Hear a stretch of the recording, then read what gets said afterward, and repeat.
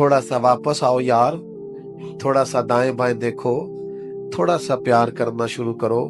ہمارے اپنے ہیں، ہمارے قریبی ہیں، ہمارے کلاس فیلوز ہیں، ہمارے گھر میں رہنے والے ہیں، گلی محلے والے ہیں. کوئی کسی نے کسی کا قتل نہیں کر ڈالا. ہمارے سینوں میں بلا وجہ کے بوجھ ہیں یار، ہمارے مفت کے جھگڑے ہیں، ہماری بدگمانیاں اتنی زیادہ ہو گئی ہے کہ کچھ لوگوں کے پاس بیٹھے تو لگتا ہے کوئی بندہ اچھا رہا ہی نہیں یار، زمانے میں کوئی خیر ہی نہیں رہی.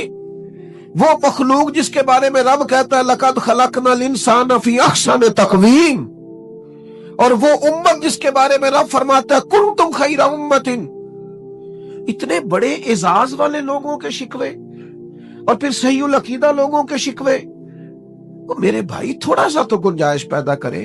دو ہی بندے ٹھیک ہے، ایک میں ٹھیک ہوں، ایک جو ہاتھ باندھ کے میری ہاں میں ہاں ملاتا ہے وہ ٹھیک ہے، اور تیسرا بھی ٹھیک ہوتا ہے. بھائی تھوڑی تیسری کی بھی سنیں، اپنی طبیعت سے بوجھ اتارے، اپنے گمان کو اچھا کرے. آپ کو پتہ ہے ڈپریشن اور ٹینشن سب سے زیادہ کب ہوتی ہے؟ اور یہ مرض غریبوں کا نہیں، امیروں کا ہے زیادہ تر. پاکستان میں بڑھتا جا رہا ہے. اپنا ہی بوجھ معاذ اللہ لوگ اٹھا نہیں پاتے اور خودکشی کرتے ہیں. یہ جان تیری نہیں ہے، یہ اللہ کی امانت ہے. یہ تو اپنی مرضی سے نہ دنیا میں آیا ہے، نہ اپنی مرضی سے جا سکتا ہے. اپنی مرضی سے مرے گا تو خودکشی حرام ہے، اور اگر ان کی مرضی سے جائے گا تو شہادت ہے، پھر درجات کی بلندی ہے. ہم کمزور پڑتے جا رہے. کیوں زیادہ ہوتی ہے ڈپریشن ٹینشن؟ آپ کو عرض کروں، ہم بدگمانیاں بڑی پھیلاتے ہیں، ہمیں لوگ اچھے نہیں لگتے، ہماری رائے مثبت نہیں رہتی. ہمیں اپنی مرضی کے حساب سے لوگوں کو ترتیب دینا ہے، اپنی آنکھ سے لوگوں کو دیکھنا ہے، اپنا زاویہ نگاہ ہے، اپنے دائروں میں بند ہے. او بھائی ہم دیکھو نا، میاں بیوی اگر گھر کے اندر میاں بیوی کا اتفاق نہ ہو تو گھر میں ساری سہولیات بھی ہو تو گزارا کرنا مشکل ہے. لیکن یہ بدگمانیاں کون پیدا کرتا ہے؟ اپنے قریبی لوگ پیدا کرتے ہیں. ویکھو منڈا تھکے آیا، پانی نہیں سو دیتا انہوں. بھائی اتنی سی بات ہے، آپ نے ہلکی سی بات ہی کی تھی، بالکل کوئی سخت بات نہیں. لیکن وہ خامد تو سوچنے لگ جاتا ہے واقعی بات تو ٹھیک ہے، اس نے تو پانی نہیں پوچھا. آپ چلے گئے اپنے کمرے میں، آپ کا وہ ساری رات انہوں نے لڑ لڑ کے جھگڑا کر کر کے گزار دی. اور میاں بیوی کے جھگڑے کا سب سے زیادہ نقصان ان کی اولاد کو اٹھانا پڑتا ہے. میں نے تڑپتے بچے دیکھے ہیں کہ ابا لڑتا ہے، روتی بیٹیاں دیکھی ہیں کہ جوان بچیوں کے ہوتے ہوئے بھی باپ اپنی بیوی کے منہ پہ تھپڑ مارتا ہے. کیوں ہوتا ہے؟ بدگمانیوں کو عروج ہے، غلط فہمیاں پال کے جما لیتے. اچھا گمان، اچھی سوچ، اور وہ آپ کے تزکیہ نفس کی سوچ کو مضبوط کرے گی. مسلم شریف میں لفظ ہے، حضور نے فرمایا اچھا سوچا کرو، اچھا سوچنا بھی عبادت ہے. تم گمان اچھا رکھو، اچھا گمان. آپ دیکھیں نبی پاک علیہ السلام کا طریقہ کیا ہے سوچنے کا. 10 دن نبی پاک نے طائف میں قیام کیا. یہاں 2 منٹ کوئی شخص کسی سے ذرا ٹکرائے تو پھر اس کا لہجہ دیکھیں، آپ دیکھنے والا ہوگا. 10 دن حضور نے قیام کیا ہے اور ان کو تبلیغ کی ہے اور جواب میں پتھر کھائے. اور جب کریم واپس آئے، ہمارے ہاں بھی لوگ معاف کرتے ہیں، پر معاف وہ کرتا ہے جس میں بدلہ لینے کی طاقت نہیں ہوتی. وہ کہتا ہے میں نے اللہ پہ چھوڑ دیا ہے. اور جس کے پاس طاقت ہوتی ہے وہ پھر اینٹ کا جواب پتھر سے دیتا ہے. جب واپس آئے، 7 غلام نے عرض کی یا رسول اللہ انہوں نے تو حد کر دی. عرب کی جو روایتی مہمان نوازی تھی وہ بھی نہیں کی، جو مزاج تھا اخلاقیات کا وہ بھی بھول گئے. دین قبول کرنا، کریں دعا یہ تباہ ہو جائے. یہ میں تقریر کر رہا ہوں، آپ سن رہے ہیں، لیکن ایک ہمت کرو نا، اپنی ذاتی دشمن کے لیے ایک دعا کر کے تو دیکھو بھلا. ایک ہمت کرے نا، یہ کئی دفعہ سنا ہے نا حضور دشمنوں کی ہدایت کی دعا کرتے. تو ایک ہمت کرے نا کسی ایک ذاتی دشمن کے لیے جو ذات کا دشمن ہے، نظریے کا نہیں، اس کے لیے کر کے دیکھو نا ایک دعا بھلا. یہ ہمت کرو، یہ بھی تو حضور کا طریقہ ہے نا. لیکن مجھے بڑے افسوس سے کہنا پڑتا ہے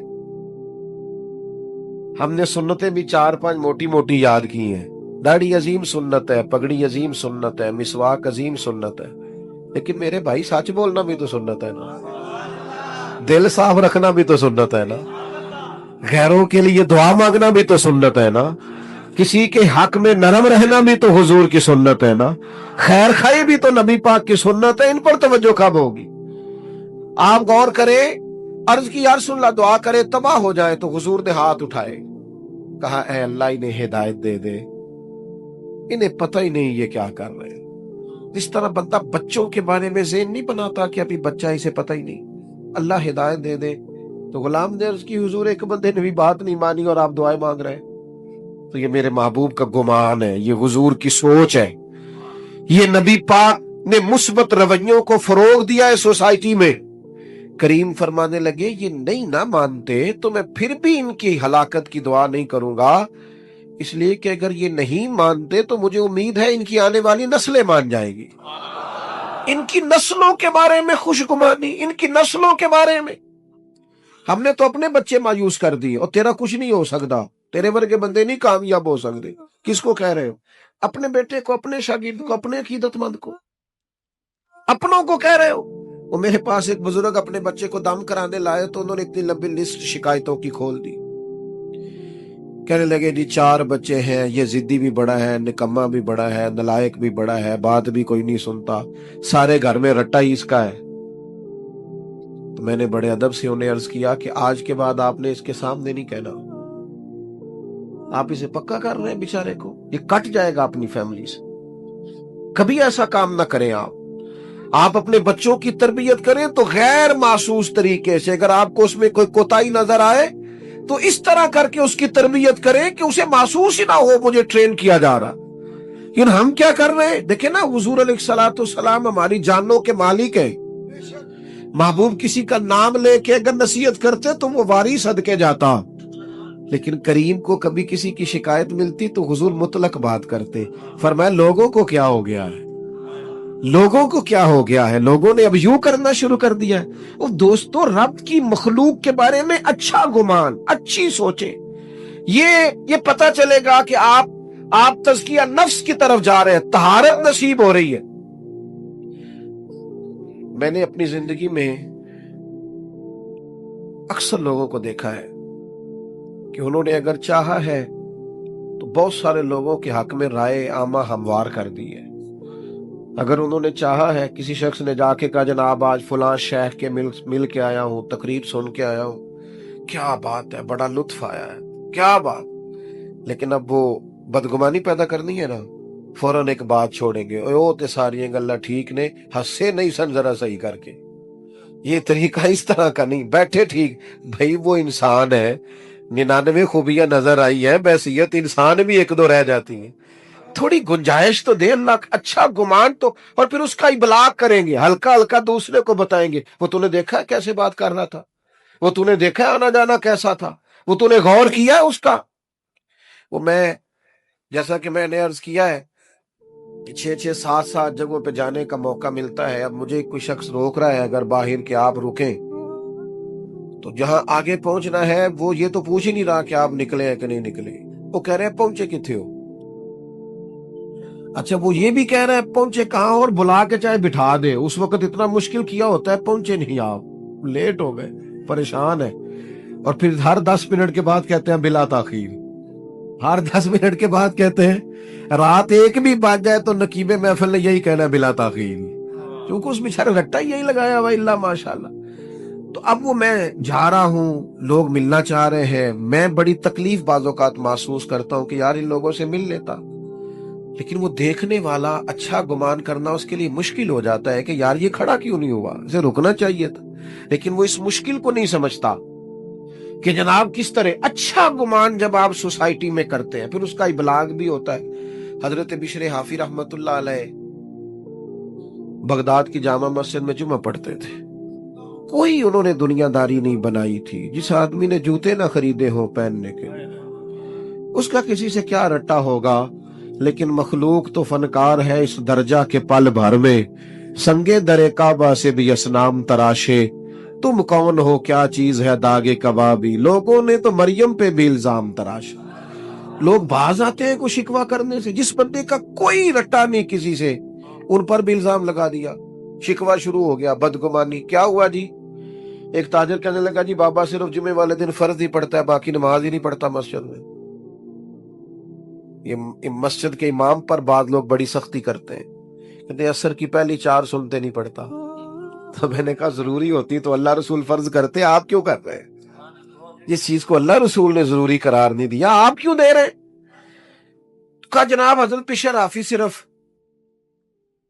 فرض جماعت سے پڑھتے ہیں، اور اس نے یہ بات کئی لوگوں سے کی کہ دیکھو یار یہ درویش بنے پھرتے ہیں، بڑے پیر ہیں، اور یہ صرف فرض پڑھ کے نکل جاتے ہیں مسجد سے۔ بہت سارے لوگوں نے سمجھایا کہ یار تمہیں ایسا نہیں کرنا چاہیے۔ بالآخر ایک دن ایک صاحب نے کہا یار تو پتہ ہی کر لے کدھر جاتے ہیں۔ حضرت نے مسجد میں باجماعت نماز جمعے کی ادا کی، مسجد سے باہر نکلے، اور پھر دوڑ کے، اب وہ پیچھے چھپتا چھپاتا تجسس کر رہا ہے، ڈھونڈ رہا ہے کدھر جاتے ہیں۔ حضرت نے جیسے ایک دکان سے نان خریدے تو کہنے لگا اوہو مولوی کو بھوک نے ستایا تھا، سنتیں چھوڑ دی اس نے۔ تھوڑا آگے بڑھے تو کباب خریدے، کہنے لگا عمر دیکھو اور زبان کے ذائقہ دیکھو۔ حضرت آگے بڑھے تو جنگل کا راستہ لیا، کہنے لگا یہ لوگوں سے چھپ کے کھائے گا۔ کہتا ہے چند قدم میں آگے بڑھا تو ایک کچے مکان کا دروازہ کھٹکھٹایا، اور پھر حضرت نے اس کو کھولا، پہلے بجایا کہ میں آ گیا ہوں، پھر اسے کھولا، اور جیسے ہی میری نظر پڑی تو سامنے ایک معذور فالج زدہ آدمی بیٹھا ہے۔ شیخ دوڑ کے گئے، مٹکے سے پانی پیالے میں ڈال کے پہلے اس کا منہ دھویا، پھر اسے سیدھا کر کے بٹھایا، اور پھر لقمہ توڑ کے اس کے منہ میں رکھا، اور ساتھ ہی کہنے لگے معاف کر دینا، جمعے کا دن تھا، لیٹ ہو گیا ہوں، ابھی تو میں نے سنتیں بھی پڑھنی، ابھی تو میری بقیہ نماز رہتی ہے۔ وہ شخص کہتا ہے میں کبھی نہیں رویا تھا، پر میں دروازے پہ کھڑا تڑپ رہا تھا۔ یار یہ ذوق ہم نے انسان، یا ایھا الذین آمنوا اجتنبوا کثیرا من الظن ان بعض الظن اثم، ایمان والوں بہت سے گمانوں سے بچا کرو، بعض گمان بھی گناہ۔ میں نے سوچا ہی نہیں جو آدمی اتنا بڑا، جو کام بڑا تھا، میں اسے کیا سمجھتا تھا۔ کہتے شیخ ابھی کھانا کھلا ہی رہے تھے، میرے آنسو چمک ہی رہے تھے کہ وہ بوڑھے اور بیمار نے جو اگلا جملہ کہا تو پھر میری چیخ نکلی، اور حضرت کو پتا چلا کہ میں موجود ہوں۔ وہ بیمار بزرگ کہنے لگے شیخ آپ کتنے کو سال آئیں گے؟ 14 سال ہو گئے آپ روز آتے ہیں، مجھے تو میرے اپنے بھی چھوڑ گئے، ہر روز آتے ہو، 2 وقت روٹی دیتے ہو، لباس بدلتے ہو، نہلاتے ہو۔ تو کہتے ہیں شیخ نے ان کے آنسو اپنے ہاتھوں سے پونچھے، ایک باری میریاں اکھیاں چوں اونا نے اتھرو پونجے سن، ہن تے چسکا پہ گیا رونے دا، تے ہر ویلے آ ہوزاری دا۔ کہتے انہوں نے آنسو پونچھے اپنے ہاتھوں سے، اور پھر دوسرا لقمہ دے کے کہنے لگے آپ کو پتہ ہے سارا شہر میری عزت کرتا ہے، لوگوں کا خیال ہے شاید میں نفل زیادہ پڑھتا ہوں، صدقات زیادہ کرتا ہوں، وہ تو میں آپ کی خدمت کرتا ہوں تو اللہ نے مخلوق کے دلوں میں میری محبت پیدا کر دی۔